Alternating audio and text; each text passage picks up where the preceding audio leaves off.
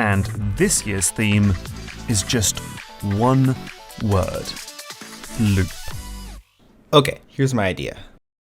You're a saw. You're orbiting a circle and defeating enemies for money to upgrade your stats in a skill tree. It's pretty simple, but it's perfect. Day 1 was all about getting the basic gameplay done. I started with a basic prototype where you can kill enemies, gain money, take damage, and buy upgrades. This small prototype also took me around 4 to 5 hours to finish. I then changed the shop to an upgrade tree and added enemy knockback. I do change enemy knockback later, but for now, it's good enough. For the end of day 1, I finally turned the player into a saw, added a death screen, and expanded the upgrade tree. The upgrades don't actually do anything yet, but that was my plan for day 2. I started this day by mostly finishing the upgrade tree, adding prices and icons to every upgrade. During this time, I also added a bunch of new enemies. My favorite being this one enemy that you need to not hit for some money. Right after this, I wrote some code that gave the upgrades functionality. This allowed me to increase the player stats however I wanted. During this time, I also added 2 new upgrades. One upgrade that allowed the player to shoot projectiles, another upgrade that spawned small saws that would orbit the player. But I didn't actually get any footage until later on in the development of this game, so no spoilers. The rest of day 2 was spent doing a lot of polishing, things like adding sound effects.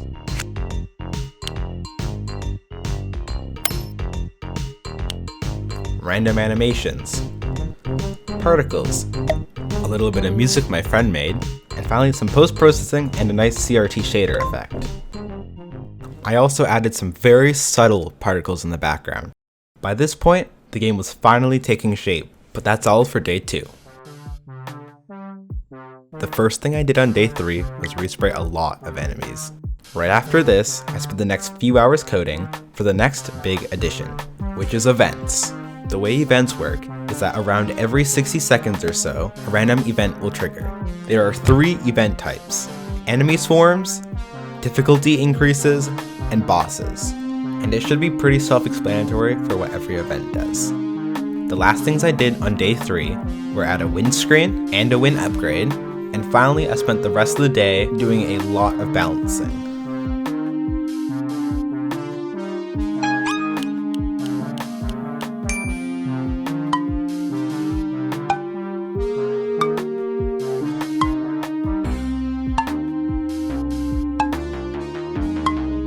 Please like the video now. For the final day, I just added some finishing touches. Things like more enemies, more upgrades, a main menu, this logo I made, and a lot of balancing changes. On this day, I also added a last minute game mode. In this mode, there's no skill tree, so your goal is just to survive as long as possible. Alright, that's it. That's the game. I also spent around 12 hours a day working on this game. After the rating period in the jam ended, I got a ton of nice comments. Like, look at this. But finally, here's my rating. Alright, hello. The results of the game jam just came in like an hour and a half ago. About 10 minutes ago though, I had a light in my bathroom burn out, so that might be a bad omen. But let's see how this is.